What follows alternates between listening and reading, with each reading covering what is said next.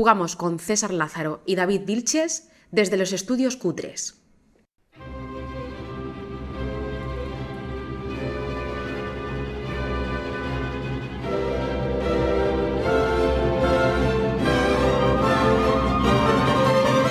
Bienvenidos a Círculo Vicioso, el podcast de tu hobby favorito, los juegos de mesa.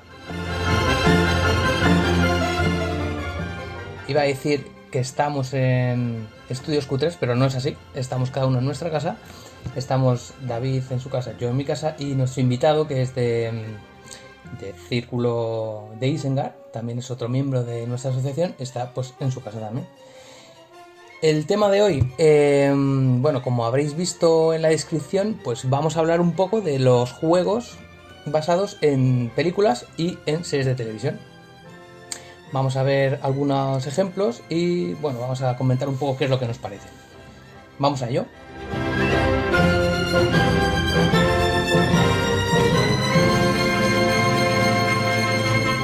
Vamos a ello, César. Mira, yo te he preparado hoy una pequeña introducción, a ver qué os parece, porque vamos a meternos sobre todo, a mí me interesa durante este programa, en la parte más de debate. Como estáis viendo, en este octavo programa que sacamos hoy, lo que queremos es un poco hacer la continuación del anterior que sacamos, que creo que además os va a ser recomendado por aquí arriba, para los que estáis viendo por YouTube el vídeo, y para los que no, podéis ir al capítulo anterior precisamente, donde veníamos de hablar del mundo de la literatura y del mundo de los cómics y cómo se ha adaptado al mundo de los juegos de mesa, ese trasvase cultural. Bueno, pues vamos a hacer un poco lo mismo hoy aquí con nuestro compañero que os hemos traído, ahora os lo presentaremos, pero en este caso lo vamos a hacer en el mundo de las series y en el mundo, bueno, al final el mundo multimedia, también con la parte que correspondería del cine. Decía Alexis de Tocqueville, un sociólogo francés, que la historia es una galería de imágenes en la que hay pocos originales y muchas copias. Quería empezar con esta frase porque creo que mucho se habla acerca de una crisis de originalidad, por ejemplo, en Hollywood. Todos lo habéis escuchado alguna vez. Se llama la fiebre del reboot, la fiebre de que vuelva a salir algo que no es original, ¿no? Ese tirón que tienen las grandes franquicias. A todos se nos puede venir a la mente en las típicas franquicias. Hablamos de grandes éxitos de los últimos años. No es de extrañar en ese estilo, por ejemplo, hablar de Star Wars, hablar de Juego de Tronos, hablar de Harry Potter. Si os fijáis, en realidad estamos hablando de grandes obras que han conseguido crear al medio como su principal personaje, como su principal protagonista. Lo importante en Juego de Tronos no era Sean Bean, lo importante era la casa Lannister, era la casa de los Baratheon, bueno, el Baratheon también, eran los demás. No era el personaje en sí, sino el mundo que se creaba. Y eso daba al juego a que se pudiese hacer mucho trasvase cultural entre una novela, un juego, una serie, una película.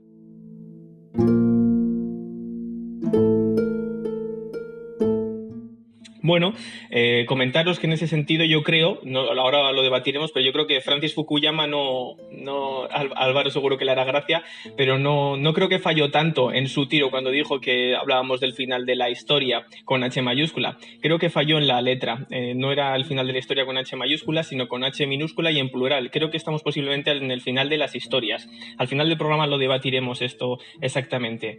Me gustaría también comentaros, antes de pasar al programa en sí, que precisamente trabajos como el de Steven Johnson, es el autor del libro De dónde vienen las grandes ideas, o del profesor Oded Senkar, que también es el autor de Copycats, dos libros que son recomendables, sí que sugieren esa evidencia, ¿no?, de que hoy en día es casi imposible partir de ideas originales sin beber o sin inspirarse de otras.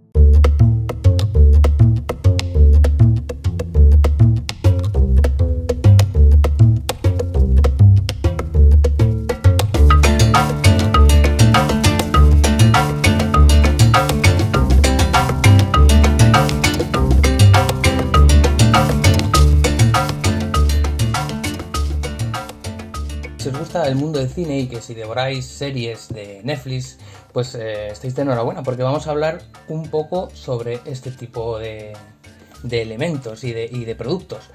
Y es que si bien los juegos de mesa han bebido mucho de los videojuegos, los ordenadores o los libros a lo largo de la historia, también lo han hecho en gran medida de las películas y series que salían en televisión. Existió una época allá en los 80 donde crear un juego y algunas veces que eran refritos de otro hacían que las compañías y productoras a través de sus equipos de marketing crearan juegos de mesa con el objetivo de reunir a la familia y recrear de mejor o peor manera la película en cuestión, aprovechando el tirón de la película o serie y así aumentar las ganancias de la franquicia en cuestión. Todo estreno en la gran pantalla tenía su estreno en mesa. Así, por ejemplo, se crearon juegos como Solo en Casa, Solo en Casa, Alien, ET, Tiburón, En Busca del Arca Perdida. Y bueno, es que las compañías jugueteras no querían dejar la oportunidad de presentar no solo a los pequeños de la casa juguetes de sus películas, sino también llegar un poco a los mayores con estos juegos familiares.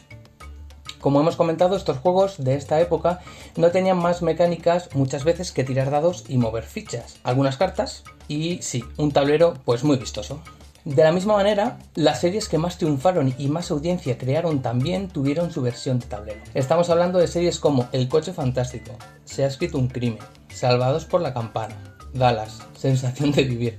Estos juegos, de la misma manera que los anteriores, se sacaron para saciar a fans incondicionales que quisieron disfrutar su serie favorita desde otra perspectiva. En general, juegos sencillos y de bajo coste de producción. En la actualidad, a la que muchos llaman la época dorada de los juegos de mesa, nos encontramos con juegos basados en películas y series pues más originales y un poquito más trabajados. Así, por ejemplo, nos encontramos juegos basados en series como Battlestar Galactica, que es un juego de tablero semicooperativo, de engaño, deducción y traición que nos sumerge en la serie, donde todo el mundo es sospechoso de ser un Cylon. En algunos casos incluso el propio jugador no sabe que es uno de estos personajes.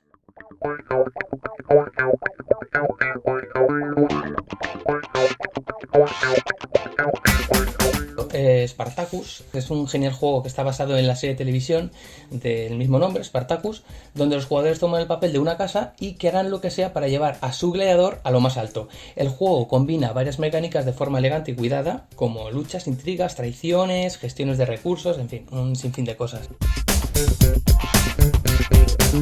Otro juego que está basado en una serie como es Firefly.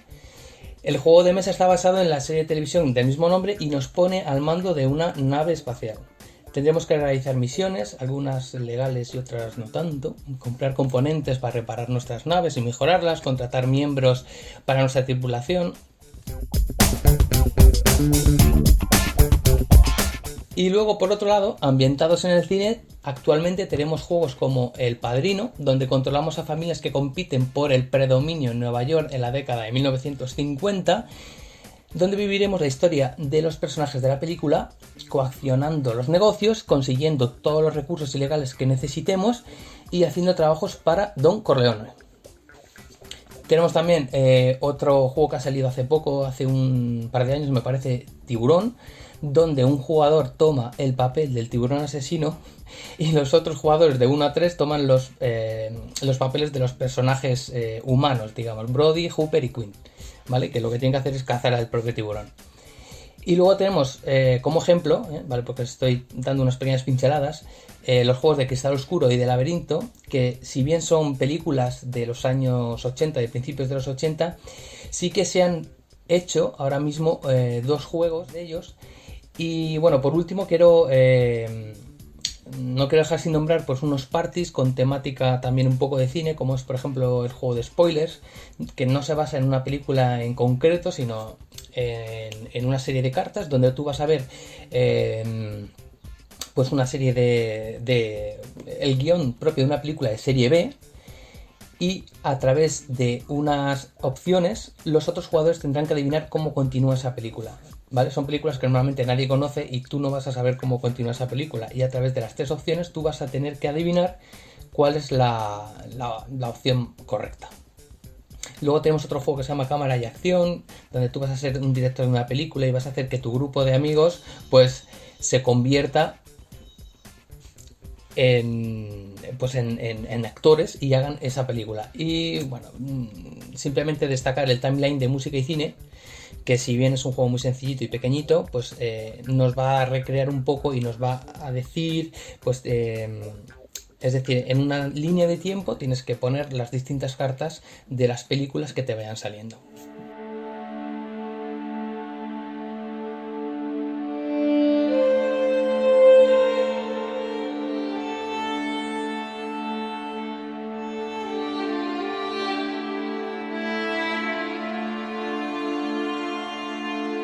David, ¿puedes presentarnos a nuestro invitado? Sí, claro. Pinceladacas, yo te diría, porque has hablado prácticamente de todo lo que yo tenía preparado, así que ya hasta las conclusiones me quedo un rato callado. Pero yo creo que el que sí que tiene que hablar bastante, tampoco será para tanto. El que tiene Algo que tendrás que aportar. Poco. El que tiene que hablar mucho más, yo creo que va a ser hoy uno de nuestros socios con mayor conocimiento, con mayor coco, uno de esos que nos repasa cada vez que nos sentamos en la mesa con él y que viene seguro que a ilustrarnos muy mucho en este tema para el que le hemos invitado en su primera visita a Círculo Vicioso Podcast. Don Álvaro, ¿cómo estás? Pues muy bien, muchísimas gracias por invitarme. La verdad es que es un honor estar aquí con vosotros. Tenía mucha ilusión y muchas ganas de hacer este podcast.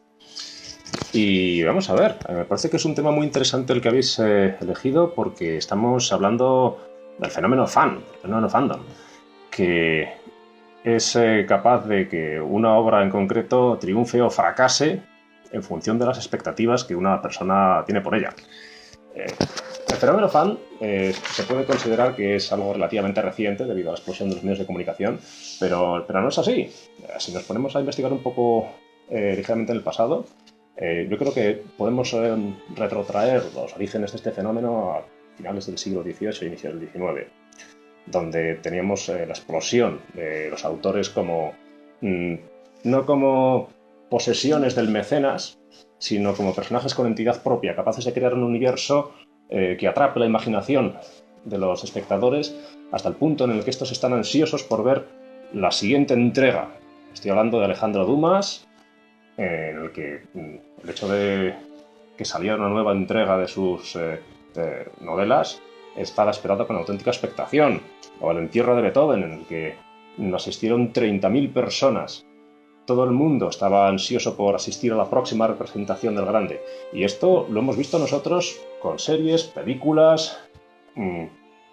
Tenemos ya la edad como para decir que hemos podido asistir al estreno de las 3 grandes megaproducciones del Señor de los Anillos. Y estábamos esperándolas como agua en mayo. No podíamos esperar a que llegara el siguiente año para poder ver cómo acababa, aunque ya lo supiéramos. También Harry Potter ha sido un ejemplo perfecto de cómo el fenómeno fan estaba on fire, y por eso creo que las adaptaciones de los juegos, un poco como decías tú antes, César, eran un tanto arriesgadas al inicio porque estaban condicionadas por la entrega de la próxima película, la próxima serie, y cuando te ves forzado a sacar un producto con un límite temporal muy rígido, la calidad del producto se resiente. Eso pasó, como tú dices, en el caso de los videojuegos, con E.T., que prácticamente se cargó la industria de los videojuegos. Y en los juegos de mesa es más delicado porque creo que los jugones somos un grupo bastante más minoritario comparado con la gente que sigue a las series, a las películas o a los videojuegos. Pero estamos creciendo y hoy por hoy exigimos una cierta calidad en nuestros productos, no permitimos que nos vendan cualquier tipo de cosas.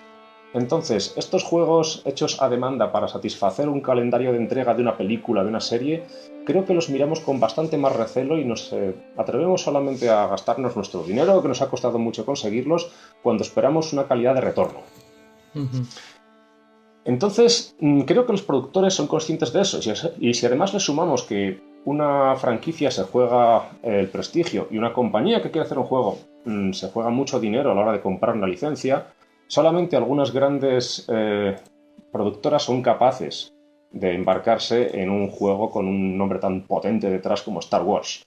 Hace falta que una editorial como Fantasy Flight Games esté apostando fuerte como para poder comprar el derecho, sabiendo que van a recuperar el dinero invertido y que en este caso Hollywood diga, nos lo estamos dando a cualquiera, no van a hacer una basura infecta que al final perjudique nuestra imagen. Sí, por eso. Porque es verdad que antiguamente, ¿verdad? Que eran las propias compañías de cine las que decían, vamos a hacer un juego de esta película. Pero yo creo que ahora cambias un poco, ¿no? Son más las editoriales las que dicen, queremos hacer un juego de la película. Y se ofrecen. Yo creo... Y se ofrecen, sí. Y cuando no lo consiguen hay veces pues que intentan hacer una cosa que es parecida, pero es que el tirón de la nostalgia es muy muy potente. Aquí en este caso, cuando hablemos ahora de, por ejemplo, la saga de Star Wars, quería hacer un par de puntos a este respecto. Entonces, podemos hablar de algunas sagas que, como tú has dicho, son bastante conocidas y llaman por el poder de la nostalgia. Venga, abrimos esa parte del episodio, Álvaro. Te voy a dejar... No te voy a dar tampoco mucho tiempo, que no te creas que tenemos tanto, ¿eh? Pero te doy 3 minutos para que me hables de sagas y me menciones una serie de juegos que han tenido esas sagas principalmente, y aunque sean los que tú consideras mejores también. Vale, pues por empezar un poco fuerte, yo creo que vamos a empezar por la Guerra de las Galaxias. Y creo que tampoco vamos a perder tiempo en presentar la obra original porque todo el mundo conocemos de qué va la historia. La Guerra de las Galaxias vendió su licencia a Fantasy Flight Games y produjo desde el año 2014, por lo menos, y mucho anterior, ha estado produciendo de forma consistente excelentes juegos de mesa. Quiero mencionar, por ejemplo, el Imperial Assault, del 2014, que es una reimplementación del sistema de Destiny en segunda edición. Permite a los jugadores meterse dentro de los cuerpos de héroes del mundo de la Guerra de las Galaxias, luchar contra el mismísimo Darth Vader, frustrar los planes del emperador y crear una narrativa de una épica espacial enorme, dividida a lo largo de varias sesiones. Cada sesión se puede jugar en un tiempo más o menos de unas 3 horas, se cierra, se consiguen los objetivos parciales o no, y las consecuencias de ese episodio van a trasladarse a la siguiente sesión. Y es una experiencia que recomiendo encarecidamente. Te mete dentro del mundo de la Guerra de las Galaxias y sientes realmente que lo que tú estás haciendo tiene una influencia y estás ansioso por esperar la siguiente entrega. ¿Cómo se llama este que estás hablando ahora mismo? Star Wars Imperial Assault, del 2014. Imperial Assault. Uno de los más conocidos, yo creo, ¿no? Sí, yo creo que es el más conocido, porque luego está el Rebellion, ¿verdad? También quería hablar del Rebellion. El Rebellion, fíjate, me lo descubrió David, precisamente. Es una reimplementación de un juego de 1979 que no consiguió la licencia para poner Star Wars en la portada y pasó de forma muy desconocida, sin pena ni gloria. Hasta que en el 2016 Fantasy Flight Games dijo: ¿por qué no lo resucitamos? Vamos a intentar hacer lo mismo que hacía este juego, pero ahora sí que podemos poner en las pegatinas de las caras pues a Darth Vader, a Luke Skywalker. Y la idea es francamente buena. Además es que ha tenido un éxito estupendo, una aceptación general por parte de los jugones. Creo que está en el número 5 de la BGG. En fin, muy muy alto. Pues muy alto, sí. Lo que pasa es que yo querría notar precisamente lo que hablaba antes del poder de la nostalgia. Yo he jugado este juego, me ha gustado, me ha parecido que es un juego muy entretenido para 2 personas, pero estoy convencido, absolutamente convencido, de que no se encontraría en un puesto tan alto del ranking de la BGG si no fuera porque tiene estampado el logo de Star Wars en la portada. Probablemente. Entonces... Probablemente. Y por las miniaturas, ¿no? Que también tiene. Pues sí, vamos a ver. Lo que pasa es que tampoco es nada del otro mundo, ¿eh? No, pero el plástico siempre tira, Álvaro, tú lo sabes. Sí, pero dentro de la producción de plástico y teniendo en cuenta cómo han pegado el pelotazo las producciones recientes, la calidad de figuras que hay hoy por hoy es abrumadora. Estamos hablando de juegos como el Rising Sun, con un nivel de detalles en cada una de sus miniaturas alucinante. En ese sentido, creo que este juego de Star Wars se queda bastante corto. Las miniaturas son funcionales y de hecho las figuras de los distintos personajes de la Guerra de las Galaxias son de cartón. Así que en producción es correcto, es un juego muy aceptable para 2 jugadores, en los cuales uno es el Imperio y otros son la Alianza Rebelde. El Imperio tiene que encontrar la base rebelde y destruirla, y la Resistencia tiene que intentar frenar el avance del Imperio todo lo que pueda en una suerte de carrera contrarreloj. Así que es un juego completamente asimétrico. Para los que les gusten eso, es una mecánica que a mí me gusta mucho. Intentar jugar como con 2 reglas distintas persiguiendo objetivos diferentes. Y creo que es merecido que esté en la lista de los grandes, aunque como digo, creo que la marca Star Wars ha hecho muchísimo bien por el éxito de este juego. No hay estrella de la muerte en este juego. Sí, hay estrella de la muerte. No solamente una, si hay 2. Una que está construida y otra que está en posible construcción, intentando recrear los auténticos episodios de la saga. Así que para los que quieran realmente sentir que están recreando la saga, la buena, dejémoslo ahí.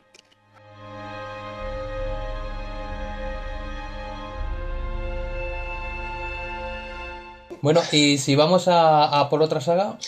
Por otra saga, pues bueno, Otra saga. has mencionado Battlestar Galactica. Sí. Me gusta Battlestar Galactica. Estuve siguiendo la serie del 2004, no la original del 78, ¿vale? Esa, seguramente si buceara un poco la encontraría, pero yo lo que estuve viendo fue la del 2004 y me gustó bastante. Es una historia muy potente.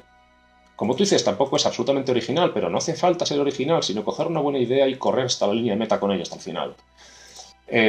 Para los que no hayan oído hablar de esto, es un drama espacial en el cual una guerra entre los hombres y las máquinas se ha traducido en una victoria absoluta de las máquinas, han exterminado al 99% de la población y el resto de los supervivientes huye a través del espacio para intentar encontrar un planeta habitable mientras las máquinas les persiguen intentando destruirles.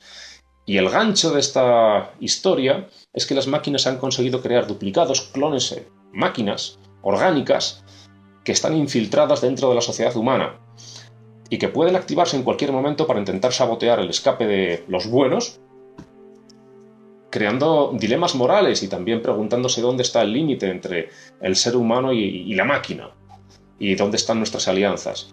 Es un concepto de transhumanismo muy interesante que tampoco desarrolla en exceso, pero que queda muy bien reflejado en la forma de jugar al juego. Varias temporadas, ¿no? Por cierto, en la serie. Son 4 temporadas. Yo la recomiendo encarecidamente porque además con un reparto muy bien en sus papeles, buenas interpretaciones, efectos especiales que a veces pueden quedar como un poco anticuados, pero lo cierto es que son funcionales, incluso creo que está hecho adrede para hacer un guiño a la antigua serie. Sí, señora. Y para rematar, teniendo en cuenta que entre el reparto están Tricia Helfer, Kathy Sackhoff y Grace Park, que están más prietas que las tuercas de un submarino, creo que cualquier persona puede disfrutar enormemente de esta serie. No esperaba ese comentario. Excelente juego. Yo jugué en su momento y trabaja con un concepto que es el juego social. Podemos decir que hay algunos juegos que son simplemente unas reglas y jugamos sobre nuestra pantalla sin tener que interaccionar en absoluto contra los demás, pero la potencia de este juego es la interacción que genera en torno entre la mesa, porque sabemos que uno de los jugadores puede ser un traidor infiltrado. Entonces se establece una relación de complicidad o desconfianza que genera una intensa sensación de paranoia. Así que es, como tú dices, cooperativo, pero hay una manzana podrida en el cesto, y esa sensación es fantástica. Las partidas que he jugado hasta la fecha han sido partidas muy muy divertidas. Yo recomiendo encarecidamente este juego. Para los que ya escucharon el capítulo anterior, podemos de aquí tirar de lo que dice Álvaro precisamente porque coge la batuta, coge esa invitación de juego que hace Battlestar Galactica, otro que también sigue otra saga, ese mundo abierto del que hablábamos antes, esa construcción de mundo abierto que ha hecho una cierta transversalidad cultural, que es el de Walking Dead, con Death of Winter, con cualquiera de sus 3 juegos. Básicamente es lo mismo, un juego social donde tenemos también una posibilidad de traidor. No tiene por qué haber un traidor, pero sí que va a haber, desde luego, cuchilladas por la espalda y amenazas, alguna que otra.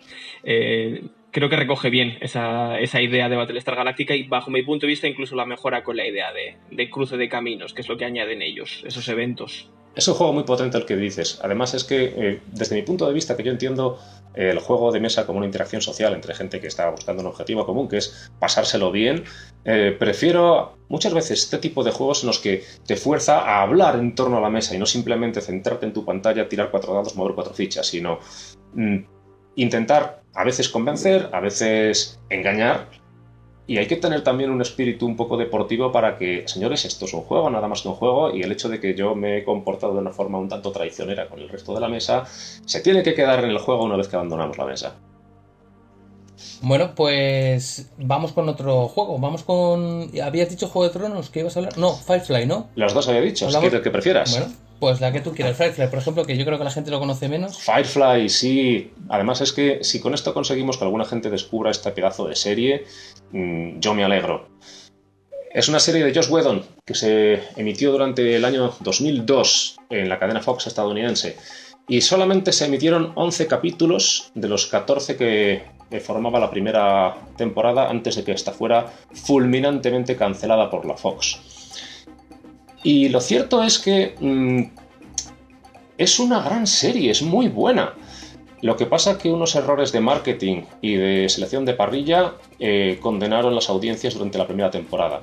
Sin embargo, cuando después se vendió en DVD, el resultado de la audiencia fue excelente.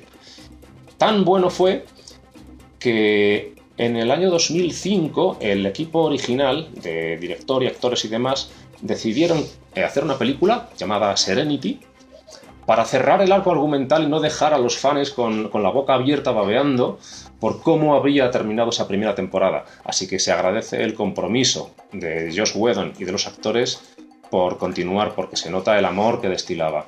Y es una serie muy bien hecha, entre otras cosas, por la potencia de sus personajes. Están muy bien escritas. Es una space opera. A los que le guste Buffy cazavampiros, a los que le guste Star Trek o La Guerra de las Galaxias, van a disfrutar de esta película como un cerdo en un charco, porque es súper divertida. Cada capítulo es una auténtica joyita. Las líneas de diálogo están escritas con una mano maestra. Y sobre todo la implementación al juego de mesa homónimo se realizó en 2013. Fíjate que fue 11 años después del origen de... Mucho tiempo después. Con lo cual no había ninguna prisa por sacarlo. Cuando realmente los editores de este juego decidieron ponerlo en el mercado, lo hicieron porque realmente pensaban que era una buena idea y que podía gustar a los fans de la película. Y entonces tenían que clavar perfectamente el ambiente, la sensación, las expectativas que los fans de la película y de la serie tenían respecto de la obra original. Y creo que lo lograron de principio a fin. Es de un tipo pick and deliver, que para los que no sepan lo que es, básicamente es un estilo de mundo abierto, en el cual pues tienes distintos planetas, distintos puertos, en los que generan necesidades y demanda y oferta. Y tú, como un mercader, vas yendo de punto a punto entregando las demandas y las ofertas. Bueno, mercader, igual más pirata. O pirata. La cuestión es que la interacción relativa entre los jugadores es escasa, en tanto en que lo más común es pisar las rutas de los contrarios, intentar sabotear su misión, intentando empujar la tuya. No es tanto un choque directo, sino una interacción indirecta para tratar de fastidiar al contrario. Pero lo más importante que tienen estos juegos es la sensación de libertad, de que te damos un campo abierto, un patio de juego, y haz lo que quieras, persigue tu objetivo como tú quieras. Esa sensación de libertad, de búsqueda de aventuras, la que realmente pretendía empujar la narrativa principal de la serie y de la película, y creo que está muy muy lograda. No es un juego perfecto, desde mi punto de vista, porque esta misma libertad implícita hace que los errores se paguen muy caros.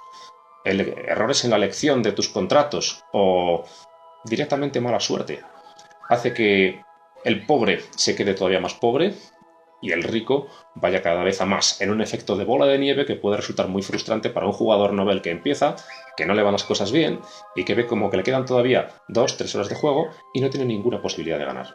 Y que no ha visto la serie. Eso remataría la jugada. Bueno, vamos a ir un poco terminando, porque se nos está yendo un poco el tiempo. ¿Vamos a hablar de algún juego que esté basado en alguna película? ¿Tenéis por ahí alguno? Bueno, tengo por supuesto Drácula, aunque sabes que esto es una pequeña...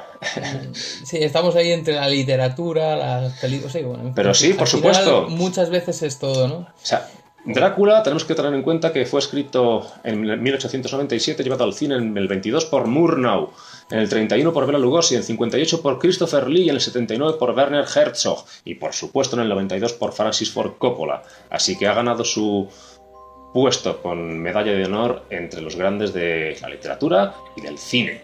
Junto con Sherlock. Como Sherlock, efectivamente. Y es un juego por el que siento especial debilidad. Sabéis que es un juego de horror gótico, sí. Y también la sensación de opresión, de terror que intenta llevar la narrativa de la historia, creo que está muy bien considerada, muy bien implementada en el juego, en el cual Drácula es un ser poderoso que se mueve entre las sombras mientras 4 cazadores intentan recorrer Europa para matarle. No vais a pasar miedo con el juego, también os lo decimos, es la primera vez que vais a acercar a él. Es un juego que ha recibido ya 4 impresiones distintas, la tercera y la cuarta son prácticamente la misma, simplemente mejoran las figuritas, las pintan, las dejan más monas, pero es un juego muy bonito y es para mí uno de los mejores juegos de movimiento oculto. Drácula está oculto en el mapa y los 4 cazadores se mueven por el mapa intentando localizarle. Por supuesto, hay que jugar limpio. Drácula tiene que ser honrado y es un pacto entre caballeros en el que si el jugador va a la localización en la que se encuentra Drácula, Drácula tiene que decir estoy aquí, me has visto y tiene que aparecer. Pero todo el mundo jugamos con gente que merece la pena. Todo el mundo jugamos con caballeros, así que no, este tipo de trampas no van a suceder. Y si os encontráis alguna vez con algún jugón que hace este tipo de trampas, cambia de amigos. Muy chulo el juego, sí, la verdad es que nosotros hemos jugado. ¿Tú has jugado, no, David, también a este? Contigo, sí, correcto. Sí, ¿no? Sí. Correcto, es un buen juego. Aunque son partidas que al final se alargan un poco, pero bueno, son bastante entretenidas. Preparad la cena, poned unas velas y sacad el vino. Y como suele hacer siempre David, buscad una buena banda sonora, porque al final el ambiente lo es todo. Este tipo de pequeños detalles son los que realmente mejoran la experiencia. Trabajadlos un poco, con un poco de trabajo la experiencia resulta muchísimo mejor. Oye, chicos, ¿y sabíais que aparte de los juegos que habéis comentado antes de The Godfather, el juego de Corleone, que lo hizo Eric Melang, que estabais comentando antes, el juego también de Jobs, de Tiburón, no de Steve Jobs, perdonad mi forma de hablar inglés, pero el de Tiburón, que también que ha salido este mismo año, hace unos años, sí, en el 2019, correcto. También estaba el juego de Dune, que estábamos comentando, que también ha salido recientemente en Kickstarter, sacando bastante dinero. Quería comentaros yo 2 que también había localizado de juegos de mesa basados en el mundo del cine. Hay uno que está pendiente ahí de salir, de que sí, de que no sale. Bueno, para los fanáticos de Jurassic World va a salir un juego de enfrentamiento para 2 jugadores, puede ser que para más, todavía está ahí un poco en disputa, pero bueno, imaginaros llevando una serie de dinosaurios luchando contra otro jugador en mitad del parque jurásico. Se espera que se anunciará la salida en Kickstarter en 2020. Por otro lado también está, y este sí que es el otro que quería comentar, no está tan basado en el mundo del cine como sí que basado en el mundo de las series, los juegos, la saga de juegos que a muchos gustará de Rick y Morty. Rick y Morty, los dibujos aberrantemente humorísticos de lo que es esta realidad irreverente que nos presentan estos 2 personajes que son al final una especie de broma de Back to the Future. Pues están, la verdad, que reventando el mercado de, sobre todo, los fillers, esos juegos que os comentábamos en algún otro programa que son juegos sencillos y para juntarnos con los amigos, les gusten o no los juegos de mesa. Pues aquí tenemos un buen filón. Si tenéis un grupo de amigos que les guste la serie, podéis ver una serie de juegos de Rick y Morty. En especial, yo de los que he visto, hay uno que me hace especial gracia porque hace un guiño también al cine, como es Rick y Morty Total Recall, el juego de cartas.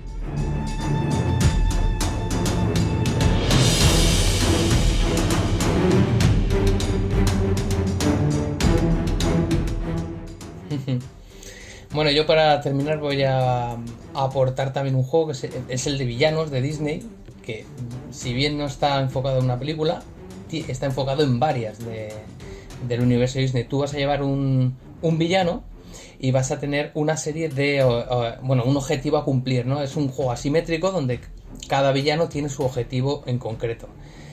Si bien puede parecer que es un poco infantil, está muy bien implementado lo que es los objetivos a cumplir por cada uno de los jugadores y cada uno de los personajes que hay.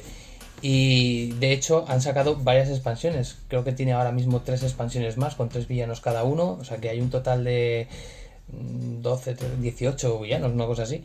O sea que han tenido bastante éxito en todo el mundo y yo lo recomiendo bastante. Yo creo que lo jugué contigo, David, ¿verdad? Sí, y a mí no me parece nada infantil, ¿eh? Lo que pasa es que sí que me parece un juego que le tengo una crítica muy clara, no es ni positiva ni negativa, es un juego que gana mucho conforme más partidas te vas haciendo. Que conozcas el mazo, que sepas cómo gana tu supervillano, tu villano, no es super, tu villano, Disney, y ya está, y que lo disfrutes ese. Pues nada más, vamos a ir con las conclusiones. Sí. Venga, vamos con ellas. Os voy a plantear una pregunta, os dejamos unos segundos aquí con musiquita también para que la penséis, pero a ver qué os parece, a qué conclusión llegamos entre todos, ¿vale?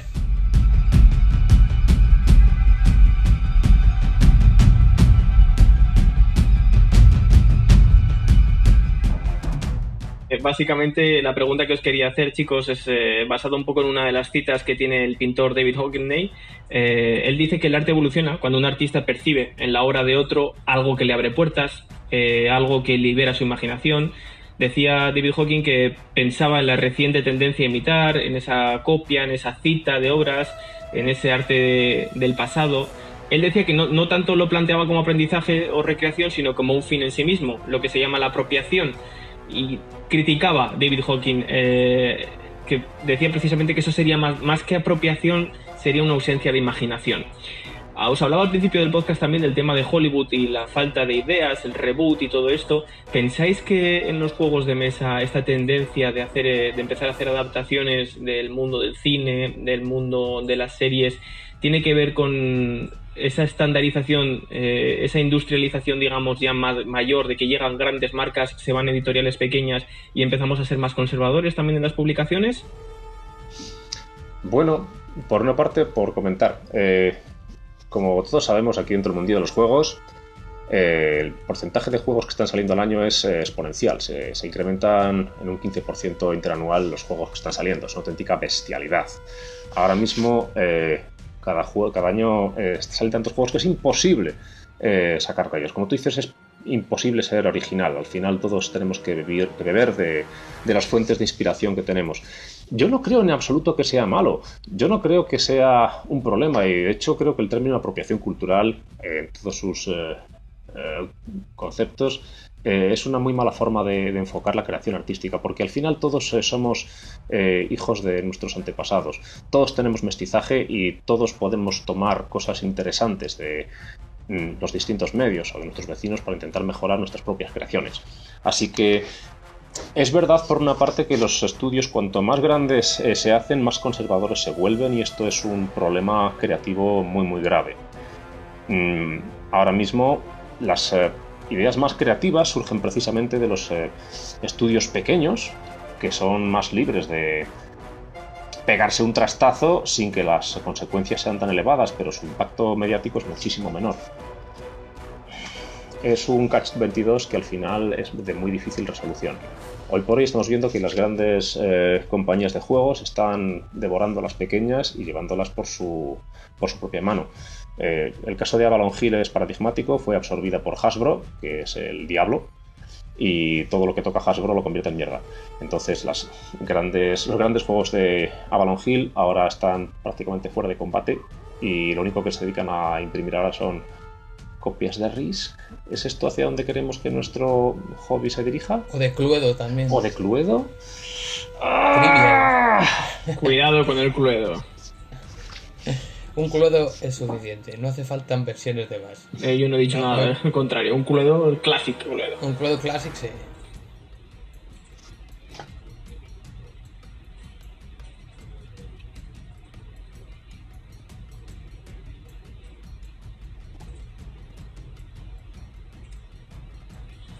¿No? Estás invitado, Álvaro, a venir otro día aquí. Estaría encantado si vosotros me lo permitís. A tu casa, pero vamos, hablando aquí. Invitado a tu casa. Magnífico. Me alegro mucho de poder hacer el programa. Desde aquí mandamos un saludo a Álvaro de Q3 también. Y que, bueno, seguimos circulando, ¿no? A seguir circulando. Síguenos en Instagram en @circulovicioso_podcast. Y si quieres más información, circuloviciosopodcast@gmail.com. Y recuerda que si quieres escucharnos lo puedes hacer en iVoox, iTunes, YouTube y Spotify. Y déjate de tonterías, comparte y comenta. ¡Hasta luego!